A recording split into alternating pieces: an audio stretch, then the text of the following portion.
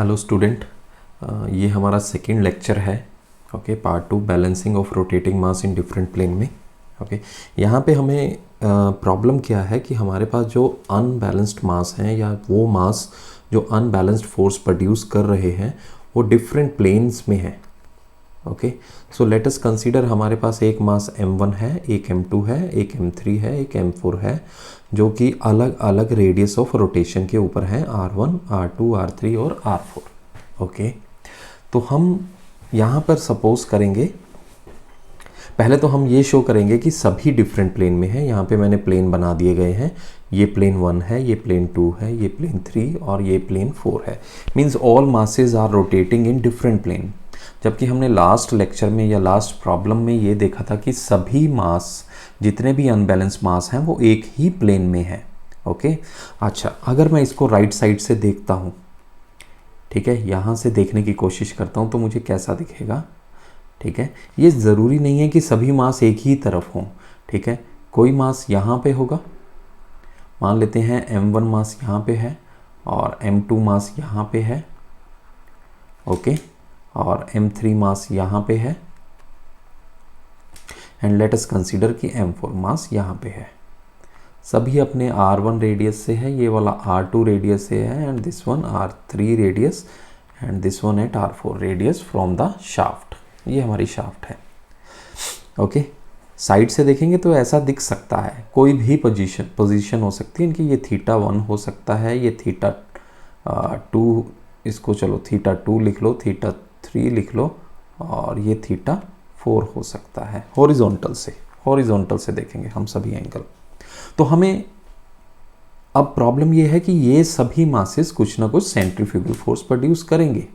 Okay, ये मान लो इस तरफ करेगा Fc1 और ये वाला मास इस तरफ सेंट्रीफ्यूगल फोर्स प्रोड्यूस करेगा and this mass will produce centrifugal force in this direction and this in this direction. Okay, यानी कि यहाँ पे एक Fc1, ओके, ये Fc2 प्रोड्यूस करेगा और यहाँ पे Fc3 प्रोड्यूस करेगा और Fc4 प्रोड्यूस करेगा। नाउ वी हैव प्रॉब्लम कि अब इन सब को बैलेंस कैसे करना, इन सभी फोर्सेस को, अनबैलेंस फोर्स को जो इस शाफ्ट के ऊपर लग रही है, जिसके कारण ये शाफ्ट इस बेरिंग को तोड़ सकती है, शाफ्ट बेंड हो सकती है, there may be other problem. ठीक है, we have to resolve problem, हमें उन प्रॉब्लम को सॉल्व करना है। तो हमारे पास एक मेथड है कि हम जितनी भी अनबैलेंस्ड फोर्स प्रोड्यूस हो रही है, चाहे वो Fc1 है, Fc2, Fc3, Fc4, उन सभी अनबैलेंस्ड फोर्स को किसी एक प्लेन के अंदर ट्रांसफर कर दे। ठीक है, कॉन्सेप्ट क्लियर? मतलब मैं थोड़ा लिख देता हूं कि we have to transfer unbalanced force produced by all rotating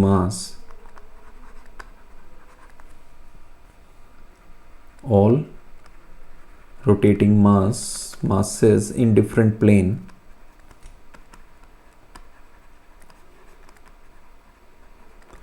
onto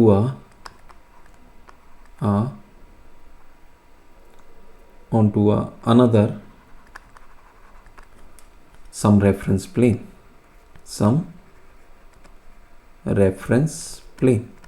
हमें कोई अपनी तरफ से एक रेफरेंस प्लेन लेना है, ठीक है, और हमें उन सभी फोर्सेस को ट्रांसफर कर देना है।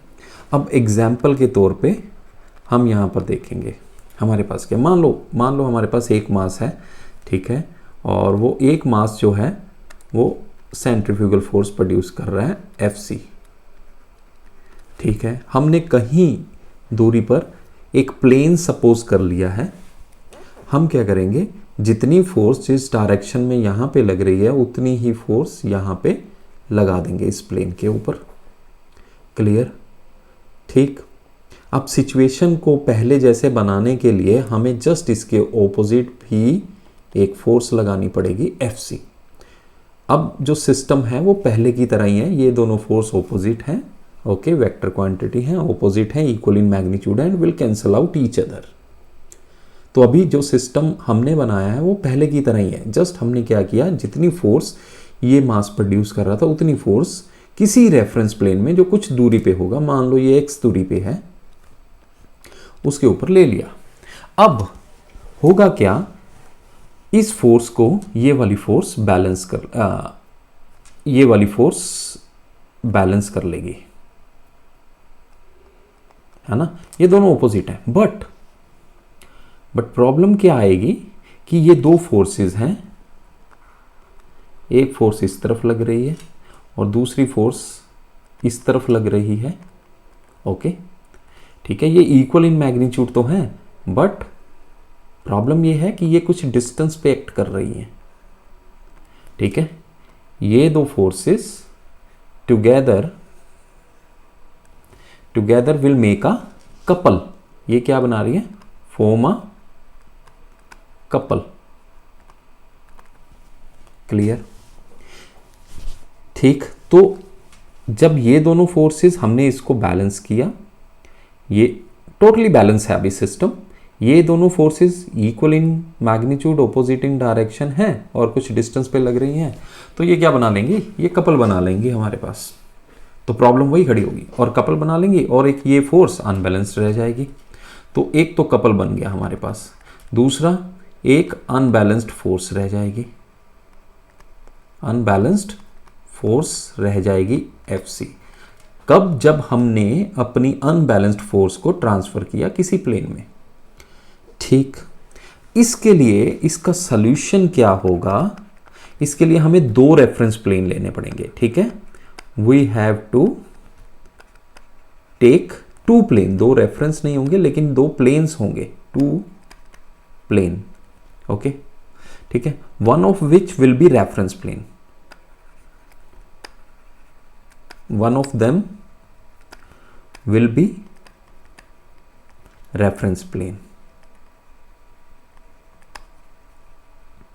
ओके, मतलब कहने का ये है कि जैसा ये प्लेन लिया है, हम एक और प्लेन ऐसा लेंगे, ऐसा कुछ दूरी पे।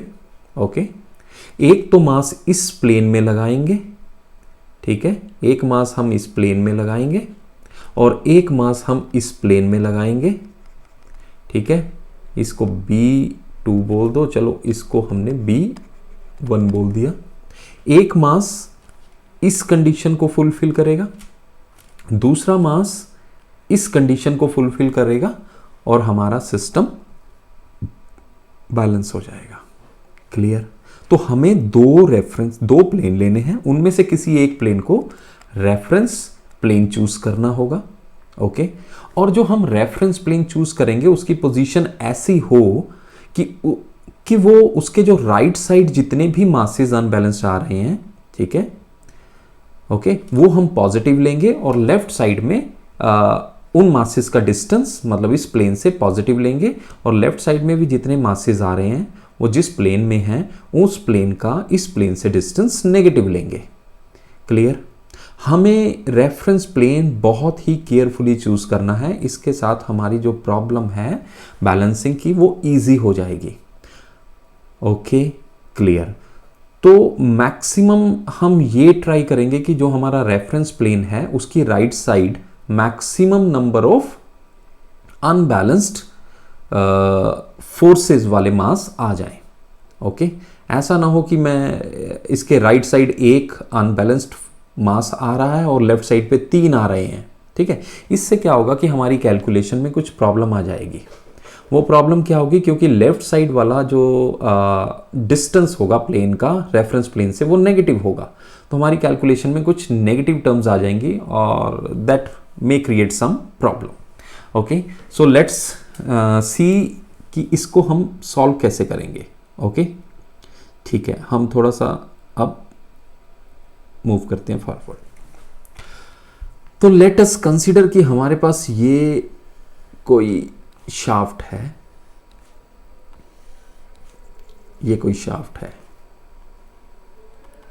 ओके, और यहां पे एक प्लेन ले लिया हमने, एक ये मास किसी प्लेन में होगा, हमने इसको M1 मान लिया जो कि R1 रेडियस पे है।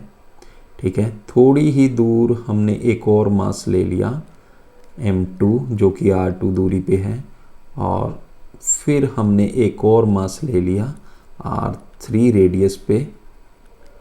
ओके, फिर हमने यहाँ पे एक और मास ले लिया m4 जो कि r4 रेडियस पे है। अब हम क्या करेंगे, हम दो प्लेन लेंगे, ठीक है, हम दो प्लेन लेंगे, उस दो प्लेन में हम दो मास लगाएंगे।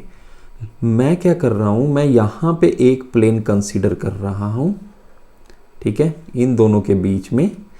और क्वेश्चन में कई बार आपको पोजीशन दी होगी कि आपको वो दो प्लेन लेने हैं, वो कहां लेने हैं, उनमें से किसको रेफरेंस प्लेन चूज करना है, that depend upon you.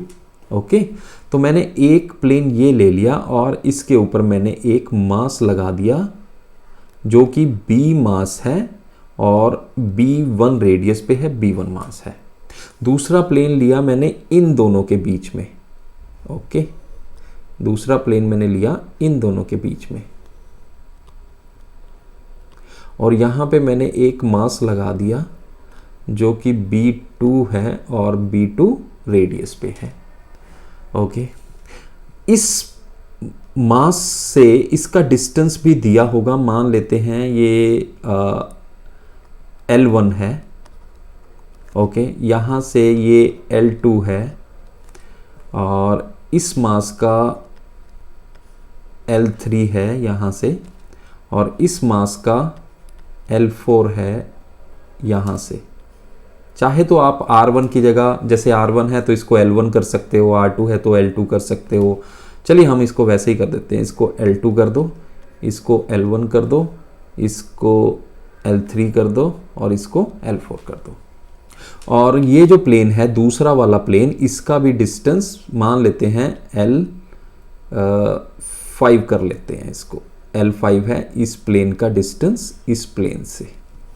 Clear? अब हमारे पास सभी प्लेन के एक दूसरे से डिस्टेंस आ चुके हैं।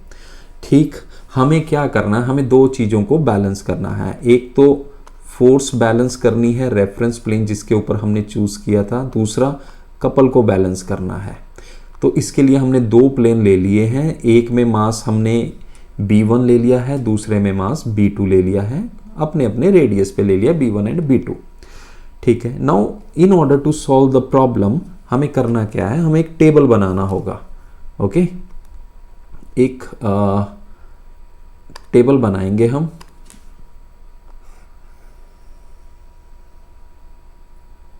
ओके, तो यहां पे हमने एक टेबल बना लिया है। ठीक है, उसके अंदर कुछ टर्म्स होंगी, हम वो लिखेंगे।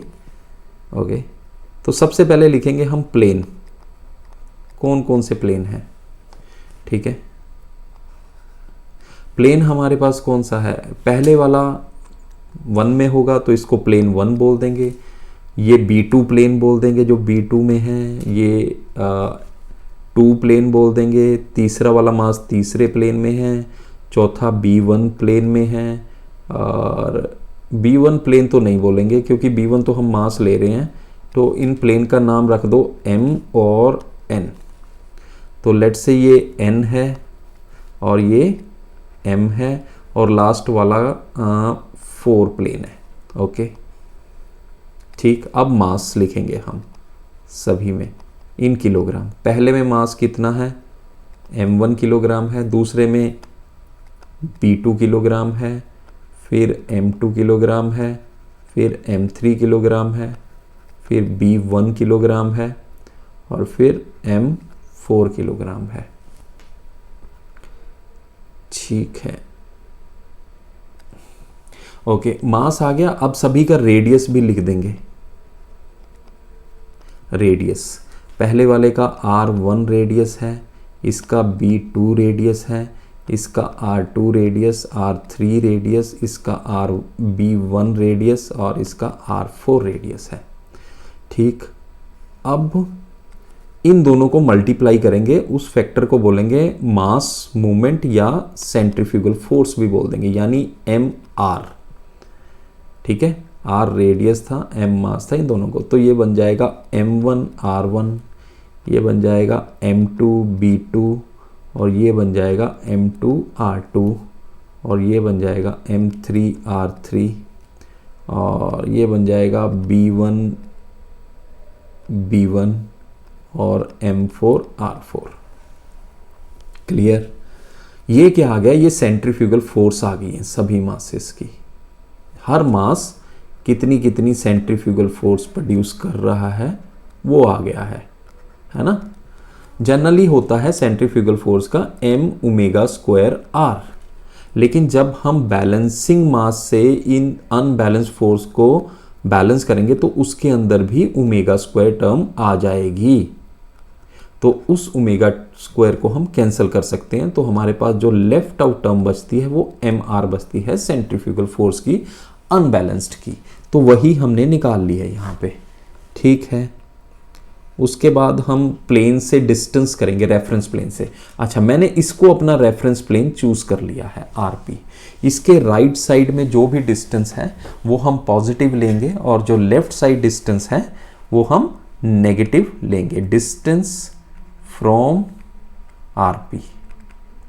तो पहला वाला प्लेन है वो L1 डिस्टेंस से है और राइट साइड में है तो इसका डिस्टेंस L1 हो गया है। सेकंड है B2 और ये L5 डिस्टेंस पे है।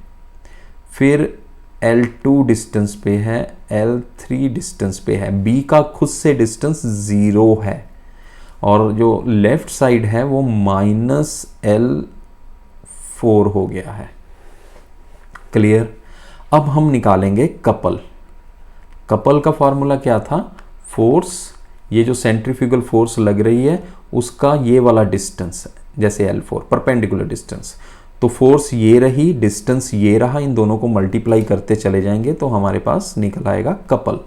तो यानी कि वैल्यू आ गई M1R1 L1, B2 L5, M2R2 L2, M3R3 L3, ये 0 और M4 L4 R4 with minus sign, एक टर्म सिर्फ नेगेटिव है हमारे पास। Okay, clear? तो ये आ गया। अच्छा, इसके साथ मुझे और भी दिया होगा कि इनकी पोजीशन क्या है। अगर मैं यहाँ से देखूँ तो मान लो पहला मास इधर होगा, दूसरा मास इधर है, तीसरा मास इधर है और चौथा मास इधर है, मान लेते हैं ऐसी पोजीशन दी होगी।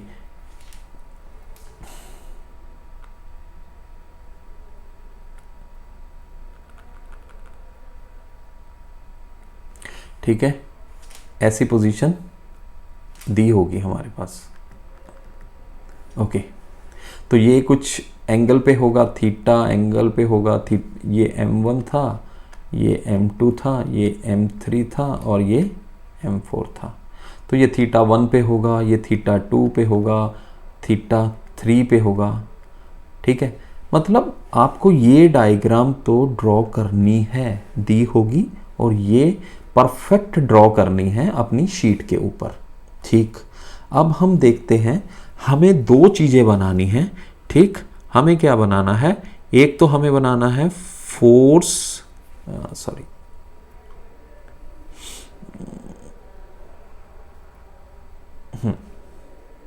एक बनाना है हमें फोर्स पॉलीगन और दूसरा बनाना है हमें कपल पॉलीगन।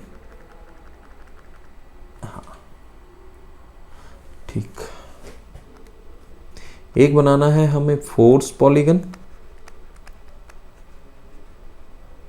दूसरा बनाना है हमें कपल पॉलीगन। इन दोनों में से पहले कौन बनेगा? अगर मैं दोनों टेबल देखूं तो जो फोर्स पॉलीगन है यानी सेंट्रीफ्यूगल फोर्स वाला, उसके अंदर मेरे पास दो अननोन फैक्टर हैं, एक ये और एक ये। और अगर कपल पॉलीगन देखूं तो उसके अंदर मेरे पास सिर्फ एक अननोन फैक्टर है, ये वाला, बाकी सभी नोन होंगे। मुझे M1 R1 L1 दिया होगा, so I will calculate all the values and put over here. ठीक है, तो अब हम कपल पॉलीगन बनाएंगे इन वैल्यू से। जो भी वैल्यू आ जाएगी यहाँ पर हमारी, उसको हम एक प्रॉपर स्केल में कन्वर्ट करेंगे, प्रॉपर स्केल में सभी वैल्यू को कन्वर्ट करेंगे।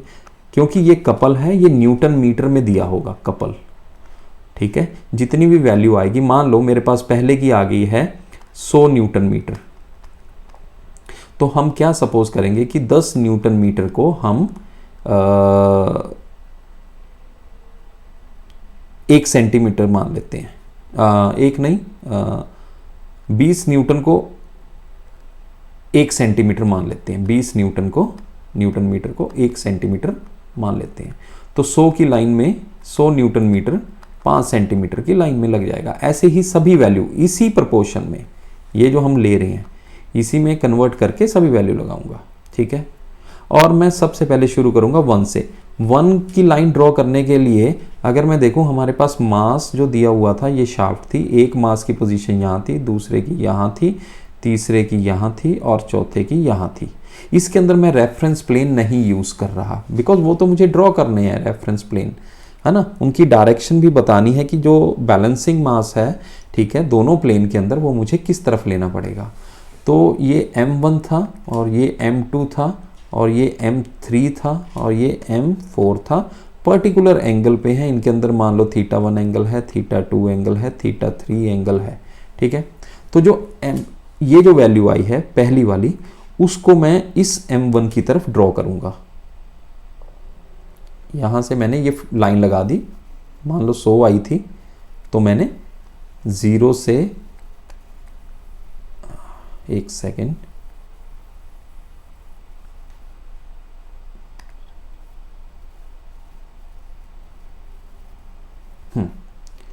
तो मैंने ये 5 सेंटीमीटर की लाइन लगा दी, जो अभी के लिए मैंने सपोज किया कि मैंने कन्वर्ट किया है। 0 से A लिख लूंगा, चलो कुछ भी नाम दे सकते हो। दूसरी वैल्यू कन्वर्ट करूंगा, ये तो छोड़ दूंगा क्योंकि ये मुझे कैलकुलेट करनी है, ये छोड़ दूंगा। तीसरी इस पे आ जाऊंगा 2 पे। 2 इस तरफ है, तो यहां से मैं बिल्कुल इसकी तरफ, बिल्कुल इसके पैरेलल, या ये एंगल भी मैं θ1 ले लूंगा, वहां पे लाइन लगा दूंगा। तीसरा इस तरफ है, इसकी वैल्यू देखूंगा कितनी आई है, स्केल में कन्वर्ट करूंगा और बिल्कुल इसकी तरफ मैं चला जाऊंगा, यहाँ पे वैल्यू। ओके, क्लियर, ठीक। यहाँ से ये एंगल भी देख लूंगा मैं, ये जो θ2 होगा ये भी θ2 होगा। और ये कितना है, M4 इस तरफ, M4 में इस तरफ आ जाऊंगा, हॉरिजॉन्टल से ये वाला एंगल भी देख लूंगा मैं, θ4, ठीक। और फिर जो लास्ट रह जाएगी उसको ज्वाइन कर दूंगा मैं, ये। ओके, इसका मतलब है कि ये जो है, ये कंपोनेंट को मैं मेजर करूंगा, इसको मैं स्केल से मेजर करूंगा। मेजर करने के बाद मुझे इसकी वैल्यू मालूम होएगी, ठीक है। मान लो ये आ गया 15 mm, 15 सेंटीमीटर की लाइन आ गई, ठीक। तो 1 सेंटीमीटर कितना था हमारे पास, 1 सेंटीमीटर 20 न्यूटन था। तो 15 सेंटीमीटर की लाइन की वैल्यू क्या होगी, 15 × 20, ये न्यूटन मीटर में आ जाएगा। ये मेरे पास कपल आ गया, क्या आ गया है, अनबैलेंस्ड कपल। और इसको बैलेंस करने के लिए इसको मैं इस फैक्टर से बैलेंस करूंगा। ये जो वैल्यू आएगी इसको लूंगा मैं B2 और L5। देखिए मुझे L5 भी दिया होगा, B2 भी दिया होगा, तो मैं वो दोनों वैल्यू पुट करूंगा और यहां से मैं B2 निकाल लूंगा, इन दोनों को इसके साथ डिवाइड करके B2 निकाल लूंगा। Once you get the value of B2, वो B2 वैल्यू आप यहां पे पुट करोगे। यहां पे B2 तो आपको दिया ही हुआ है, ये कैपिटल B2 पुट करोगे तो इस टेबल के अंदर आपके पास अब 1 2 3 4 5 नॉन फैक्टर आ जाएंगे और B1 वाला अननोन होगा। क्लियर। तो अब हम फोर्स पॉलीगन ड्रॉ करेंगे, ठीक, फोर्स पॉलीगन। उसके लिए हम, चलो इसको थोड़ा सा मैं रब कर देता हूं,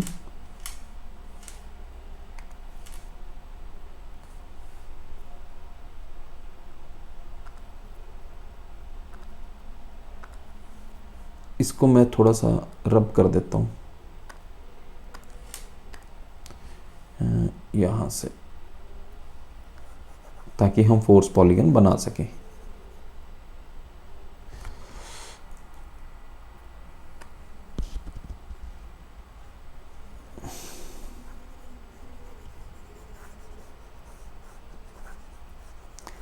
जो आपने स्केल चूज किया है वही स्केल यहां पे भी चूज करोगे आप, ठीक है। ओके, तो फोर्स पॉलीगन के लिए भी हम कुछ ऐसा ही ड्रॉ करेंगे। सबसे पहले पहली वाली वैल्यू ले लेंगे M1 R1, मान लो इसकी वैल्यू 50 आ गई है, ठीक है, 50 न्यूटन आ गया। तो आप इसको स्केल में कन्वर्ट करेंगे, प्रॉपर स्केल लेंगे ताकि आप अपनी ड्राइंग शीट के ऊपर ड्रॉ कर सको। मान लो 5 सेंटीमीटर के बराबर है 50 न्यूटन, ठीक है। तब बिल्कुल M1 इस तरफ है। ओहो, एक इसमें प्रॉब्लम आ गई है लास्ट वाले में, अगर हम देखें वो क्या थी, एक सेकंड, मुझे वापस सब कुछ जाना पड़ेगा।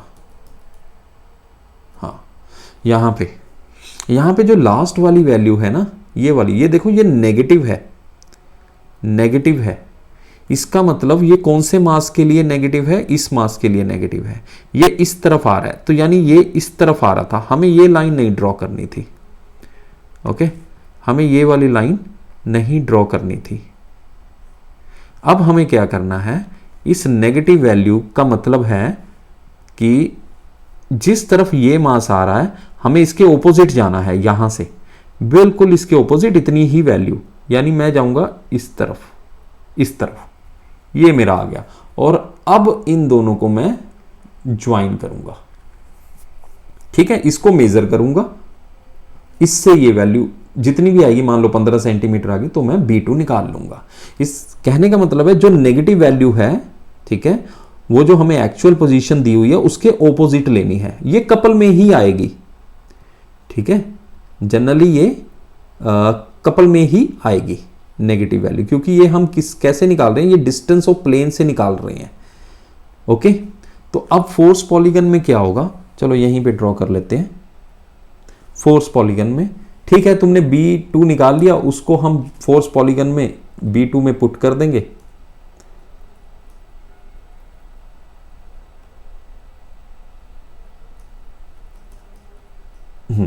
यहां पे हम पुट कर देंगे, तो अब ये भी नोन हो गई है, ठीक है, सभी मासें दिए। तो मैं वही करूंगा काम जो कपल पॉलीगन के लिए है, कि पहले की वैल्यू निकालूंगा, उसकी लाइन बिल्कुल इसके अलोंग इसकी तरफ ड्रॉ कर दूंगा।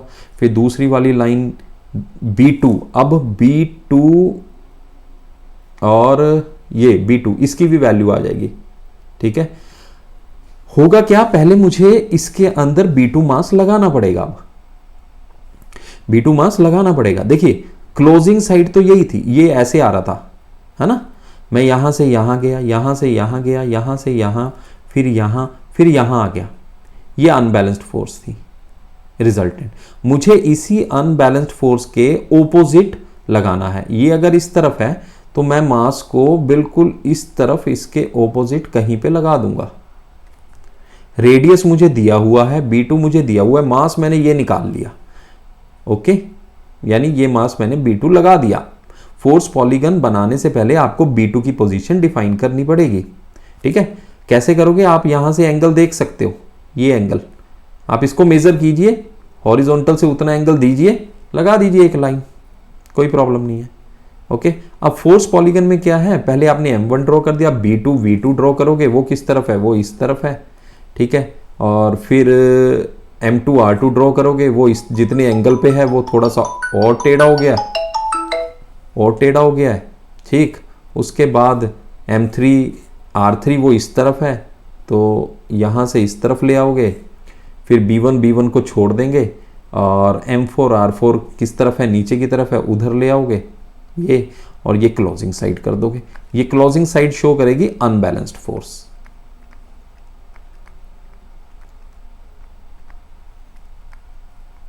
ठीक है, अनबैलेंस्ड फोर्स, क्लियर।